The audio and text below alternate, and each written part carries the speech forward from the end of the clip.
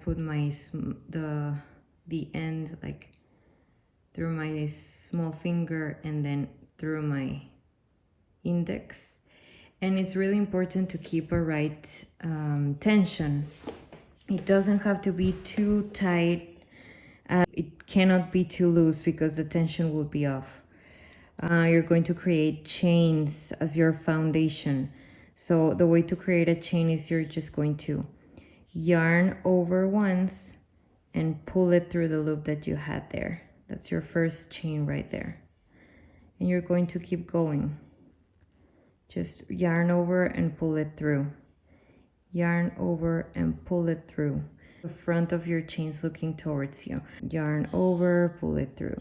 Yarn over, pull it through.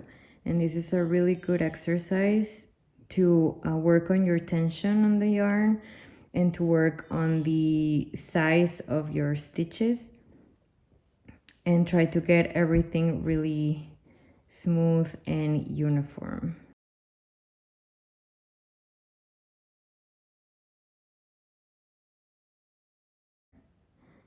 You can clearly see these are the chains. It looks like a braid, sort of. If you turn it to the wrong side that I was telling you about, it looks different. I mean, you see like the yarn going through the middle.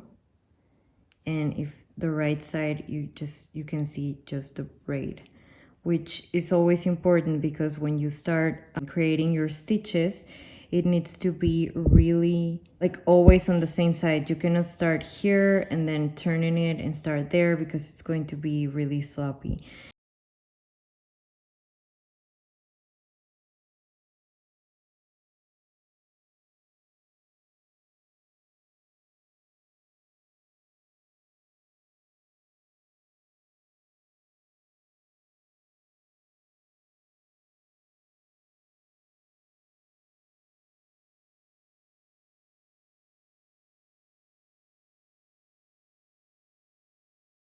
For this stitch, the only thing you are going to do is starting on the second chain from your hook. This is the first one, this is the second one. You're going to insert your hook in the middle of your chain. You're going to yarn over. You're going to get it out. And now you have 2 loops in your hook and then bring them both out. This is a stitch. Okay, the single crochet stitch. And we're going to repeat this in the rest of our chains so that I can explain a few more things. So, like I said, insert in the middle, pull it through, yarn over again, and pull through your 2 loops.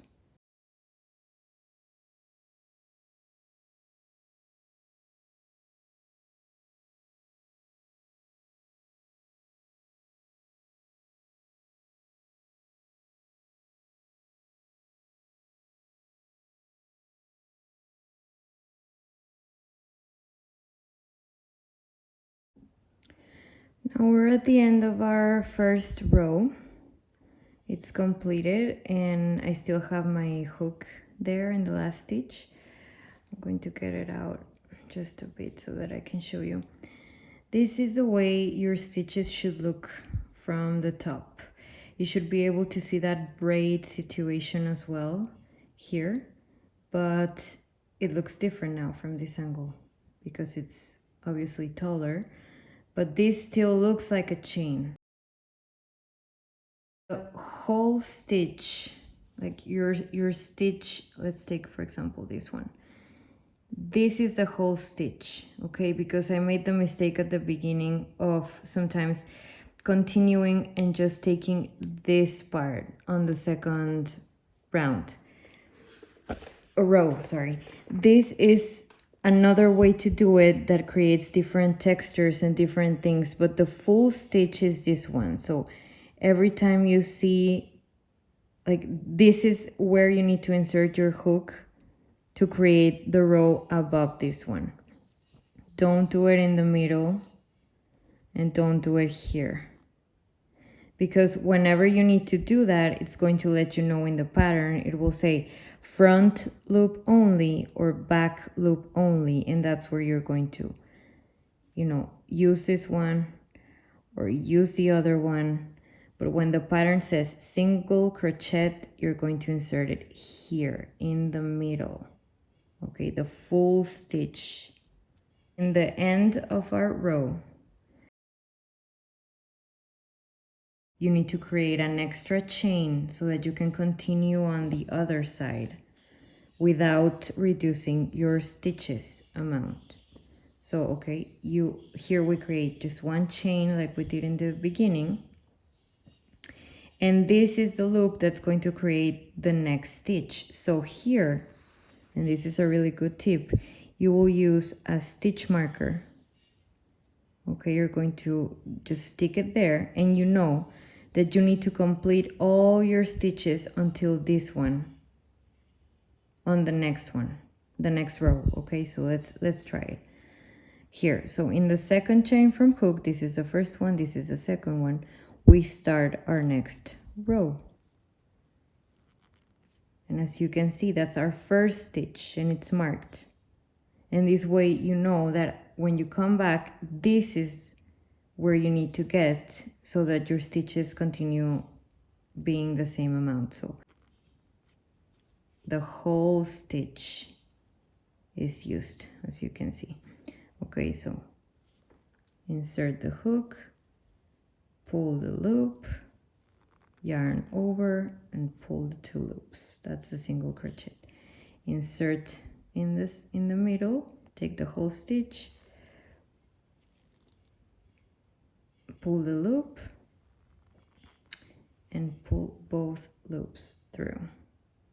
Okay, let's finish our row.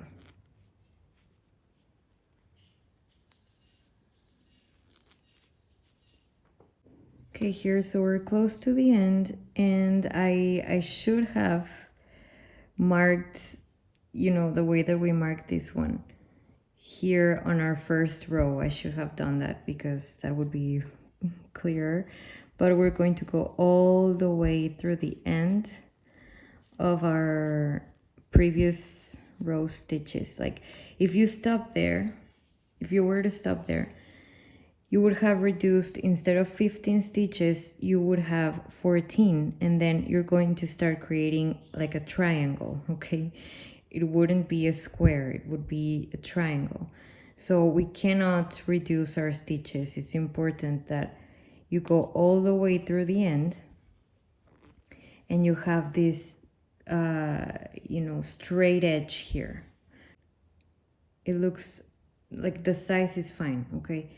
So now that we're here at this end, we're going to make another chain, and this is where you would need to have another stitch marker. You would insert it in here so that we can mark our first new stitch, okay? And that's what we're going to do. Now we have a straight edge, sorry, here too. And we're going to continue on our row, just like we did in the previous one.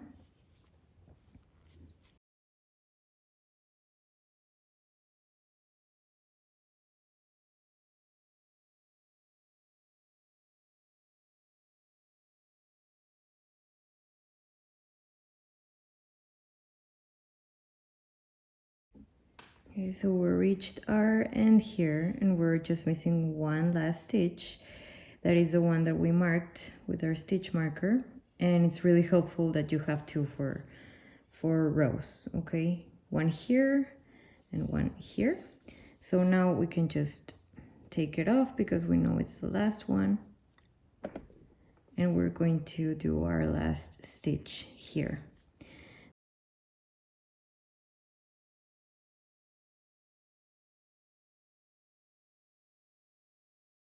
Practice until you feel that the stitches look fine, because of course you're going to see bigger ones, smaller ones, tighter ones at the beginning. So just keep going until you think that you've mastered this stitch, you've mastered the rows, you know what the stitch is, like where to insert the hook, where to pull it, and you just feel like it's solid, okay? Because this is something that needs to, you can even make a scarf out of this or something smaller, you know, like a neck piece, a headband, something before choosing an actual project, okay? Because if you practice with this, you're going to have a really great start, a foundation for the next project that you will choose.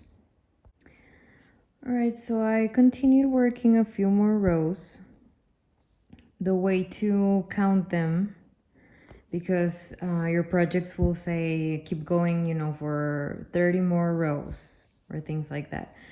I don't know if you can actually see it, but there's a few lines that we can look at. For example, this one is our first row, and we have our foundation chain, and this is our first stitch. For the rest of them, you can see like this is two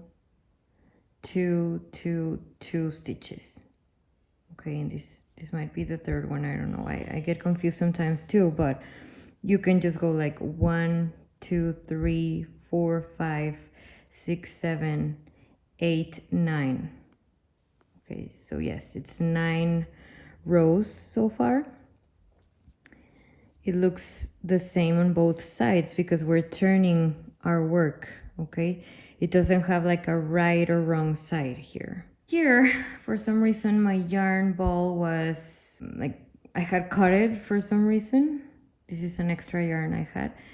And so I saw the opportunity to show you how to insert a new ball, or just if your yarn was cut like mine. You're going to stick your hook on, we have not done the chain here, the last chain, but we just have it there. We finished the last stitch. We're going to take our yarn and create like a loop that we're going to pull that loop through our previous stitch loop, and here on like the previous yarn that we had, we're going to just pull it tight. Disappeared it, it's here, but it doesn't look on the outside. You just have the new yarn loop, and for this you're going to make it, you know, smaller too, and start using your, create the chain that we need to continue our rows, and turn our work on our first stitch. Okay, and just keep going. Here you can just make it a little bit more neat, and continue, just finish your row and continue as long as you'd like. 2, 3, 4, 5, 6, 7, you know, you count like each little V. So once you've seen that you're not deleting stitches, you're doing well, now it's time for you to know how to increase stitches. And with squares and rectangles, the increases happen mostly on the edges of your work, like on the last and first stitches. With other things, it's going to be in the middle. It just depends on what you're going to create. One increase is just, this is our last stitch, so we're going to remove the marker, and an increase just means that you're going to make 2 single crochets. This is 1 in the same stitch. Okay, you can see my finger poking there through. You insert it again, and you have 2 stitches on your last one. You will have 16 stitches, and you can increase on the other side as well. Or you can just increase right away. Like for example, here you make the chain to start your new one. This is going to be your first stitch that we're going to mark. And here in our first stitch, we're going to make another increase. So 1, 2, and continue our row till the end. Okay, and now we're here just before our two previous increase we made.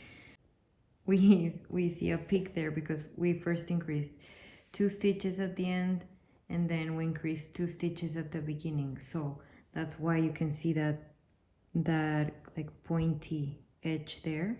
We're going to decrease that now so you know how to do it. And different ways to decrease stitches in crochet.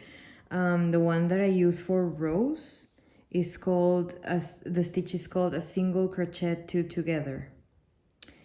And you're just going to, like the stitch name says, you're going to crochet 2 stitches together. Okay, so we're going to, the way we do this is we insert the hook in the first one, we pull the yarn through, and then we insert it, like we don't get it out like we normally do. We just leave it like that. We insert the hook again in the last one, we pull the loop through, and we have 3 loops now in our hook. So we're going to just yarn over and pull it through the 3 loops together. Okay, we're going to make our chain to begin the next stitch, the next row, and we're going to create another decrease because we did 2 increases, so 2 decreases. We insert it in one, pull the loop through, insert it in the next one, pull it through, and then pull the loop through all of them. Okay, and continue with our stitches normally. And I'm just going to repeat this action for you one more time so you know exactly how to make it. Okay, so insert your hook in the first stitch, pull the loop through, hold both loops in your hook, insert the hook again, pull the loop through, and then pull the 3 loops. The good thing about crochet is that you can undo like stitch by stitch. Like here you say, oh no, I shouldn't have decreased it. Okay, so you just pull it through and you have your, insert your hook and you go on. It's really simple. You can see like the point and then it goes back to the 15 stitches.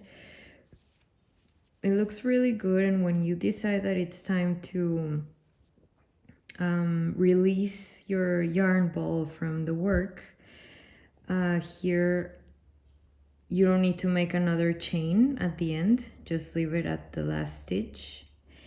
Make this loop a little looser for now, and we're going to take our scissors. I like to use this kind of like small ones because it's better to control, you know, everything, but you can use any kind of scissor and just I would say this is like 5 inches long. That's normally more or less how long I leave my tails or my ends so that I can weave them in later. I cut this, the ball is released. I just have my piece here, and you pull, you take your fingers like this, or your hook for that matter. I use the fingers sometimes, but you take your hook and you pull this last one all the way through and tighten it. And that's it. Your work is not going to like get undone or anything. It's pretty solid. And of course you would need to weave in all these loose ends. This is going to come in part 2 of this video when we talk about how to crochet in rounds. Okay, we're going to talk about rounds next, circles.